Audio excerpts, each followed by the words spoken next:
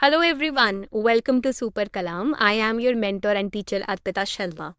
Most aspirants that we meet and we come across, they fear answer writing. They say, I haven't finished the syllabus, which is quite logical. They say, I am not good at writing. What if I'm wrong? What if I do not write grammatically well? What if I do not have any understanding of the topic on which I am going to start writing? If you relate to all of these questions, then this session is going to be for you. I'm going to divide this session into 3 levels and I'm going to make you be ready, be confident, and be a pro by the end of this session. So I want your full attention and focus. Let's start. Okay, so we are going to start with the first question, which is when should you start answer writing? This is the very important question because here we have 3 levels of different students. Now here we have level 1 of those students who have just started the preparation. Level 2 is of those students who have completed the basic foundational NCRTs or they have completed the first reading of any standard book that they are referring to. And level 3 students are those who are midway into their preparation. That means they have completed the last 4 to 6 months of their preparation. Okay, so they have a fair understanding of the entire syllabus and the concepts and the topics. So these are the 3 levels of students. Okay, you have to select your own level, but I am going to strategize the answer writing in such a way that even if you are at level 1, you will understand, you will know how to cope with it. Now if you are at level 1, so here I have few suggestions for all of you. At level 1, you have to focus on more understanding, focus more on understanding, because if you are focusing on rote learning, that is not going to help you. आपकी understanding strong होनी चाहिए, because if you understand anything on a particular topic or concept, then you will be able to explain it also. If you don't understand the topic, how will you explain, right? So here, focus more on understanding the content, but you can start writing 1 to 2 line answers, or you can start writing bullet points on the topic. For example, you have studied fundamental rights today. Make sure after studying fundamental rights, after understanding it, you write down 4 to 5 points on it. This is how you start. For example, you have studied Quit India movement today. Summarize what you understood on Quit India movement in 10 points. Bullet points, I'm saying, not paragraph. Always have a habit of writing in bullet points. It helps your brain to think clearly. Okay? Then we are moving to level 2. अब यहाँ तो हमने लिखना शुरू किया. We have started making notes. We have started making points which are going to again be helpful for mains. Now we are moving to level 2, which is you have completed the basic NCRTs. Now what to do at level number 2? This is the perfect time to start writing one answer per day. One answer per day. ये एकदम perfect time होता है. ठीक है, एक answer पूरे दिन में लिखना ही लिखना है.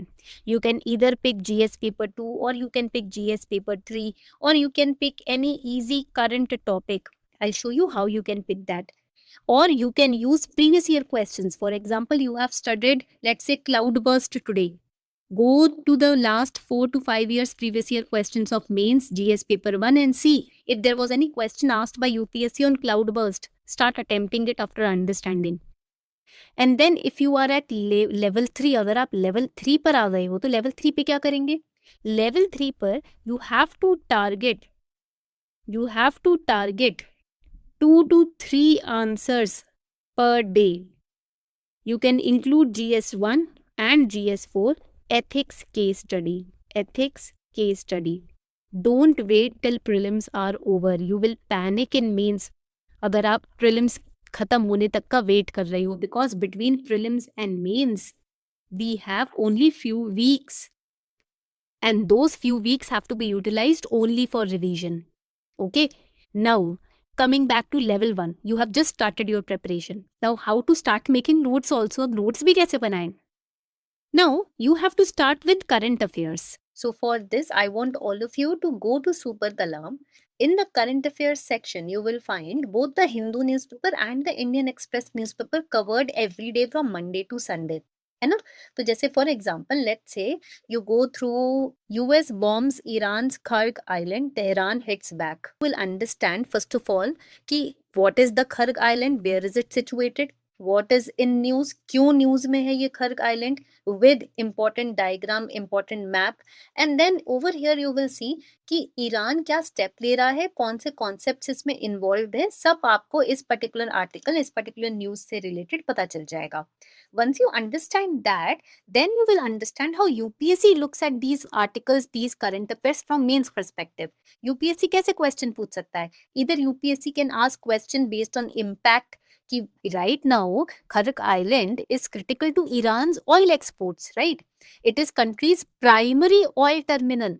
तो अगर इस पे अटैक होता है या फिर मान लो इसकी जो मिलिट्री साइट्स यूएस की इस आइलैंड पे है उस पे अटैक हो रहा है, इसका हमारा पर्शियन गल्फ पे, ऑयल सप्लाई पे, जियोपॉलिटिकल रिलेशंस पे क्या असर पड़ेगा. ठीक है, so that is why it is important for all of you to not just go through the articles. Newspaper में न्यूज पढ़ लोगे, but also understand them from the perspective of Super Kalam's analysis, because Super Kalam UPSC क्या सोचता है ना, उस basis पे आपको एनालिसिस करके देता है एक पर्टिकुलर आर्टिकल का. तो यहाँ पर न्यूज़पेपर को आप रिप्लेस कर सकते हो with daily news analysis on Super Kalam, and that way you will be in a position to solve any current affair related question. जैसे कि आने वाले अभी वीडियो में मैं आपको समझाने वाली हूँ through previous year question of UPSC. Okay, how to start answer writing. भाई लिखने के लिए भी स्ट्रक्चर होना चाहिए ना, there should be a structure. So how to structure, so that we are going to learn through this question which I have picked up from May's 2024 PYQ GS paper 1. What is the phenomenon of cloud burst? Very simple question, direct 10 marker question. First thing you have to remember, 10 marker question आता है, then you have to write 1.5 pages. 15 marker question होता है, आपको 2 से 3 page मिलेंगे answer लिखने के लिए. ठीक है, ये पॉइंट याद रखना है. Now here question always will be direct. Mains में because it is a subjective paper, questions will be direct. It depends on how well you have understood a topic, and that basically determines how tricky or how simple the question paper is. ठीक है, so here you will see but questions are lengthy, क्योंकि आप यहाँ देखोगे word है explain. Explain means you have to be descriptive. तो lengthy तो होता ही होता है, तो speed यहाँ पर बहुत important role play करती है. And to maintain speed, you have to start practicing now. Now, what is the phenomenon of cloudburst? Here, what you have to explain is, first you have to make sure you structure the answer well. How to structure? Intro, body, conclusion. This should be the structure. If it is a static question like this, static मतलब जो इतना dynamic नहीं है, phenomena के ऊपर आपसे question पूछा गया है, तो that means it is a static. If there is a question on, let's say, Supreme Court judgment, etc., it is dynamic because it is current affairs oriented. Now here, in the static questions, conclusion should always end with a solution or with an optimistic solution or with an optimistic outlook. Or just the definition, if you are summing up the definition, sum it up, then also it is good, okay? But if it is a dynamic question, then you give an optimistic solution. ठीक है, you give a way forward, optimistic way forward. Now, what is the phenomenon of cloudburst? How to explain? First, you will start with the introduction. What you will do in an introduction? Any concept or topic in news, you have to define in introduction में तो हमेशा definition ही आती है ना. So आप define करोगे introduction में. तो in the introduction, you will write the basic definition of cloudburst. यहाँ पर आप definition लिखोगे cloudburst की introduction के अंदर. ठीक है? Once you have defined, if cloudburst was in news, you can mention that also. Once you have defined, now you will write the body of the answer. What is the phenomena? That means, how is it formed? ये बनता कैसे है? And what can be the impact? This is the phenomena. Proper phenomena कैसे explain करोगे? What is cloudburst? Explained in definition. What? Formed. How is it formed? You have answered the how, and impact you have answered. And then you can conclude by making the points how disaster management is supported or is improved by government, or how this situation is handled by the government, that you can write in the conclusion. This is how you frame your answer. Now, another question. If there is a question, let's say the question says, discuss the significance of fundamental rights in Indian democracy. If this is your question today, अगर ये आपका question पूछा गया है, how will you answer? In the introduction, you will write the definition of fundamental rights. In the body, you will write the importance of fundamental rights. Constitutionally, how important it is, and in the real world, how important it is. And in the conclusion, you can write a quote, you can end your conclusion with a quote also by B.R. Ambedkar, Dr. B.R. Ambedkar sir, or by Jawaharlal Nehru ji, etc. Or you can write the way forward. You can, yes, attach diagrams or flowcharts if you have time. Zaruri nahi hai, it is not compulsory. But make sure you stick to the word limit. The pages that have been allocated to you in your answer sheet, stick to it. Okay, point clear ho gaya?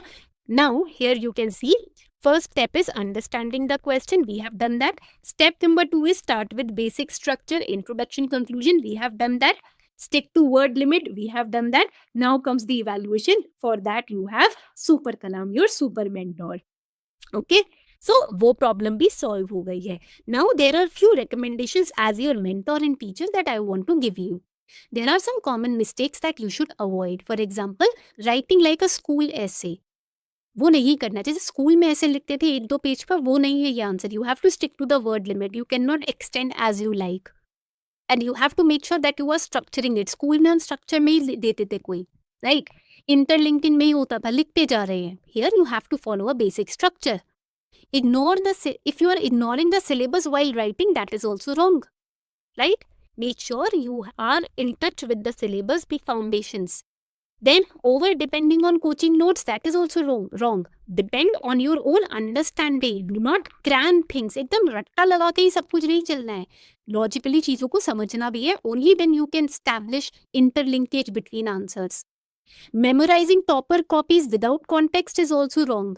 Sometimes it happens, we go through several topper copies that we forget our own writing style.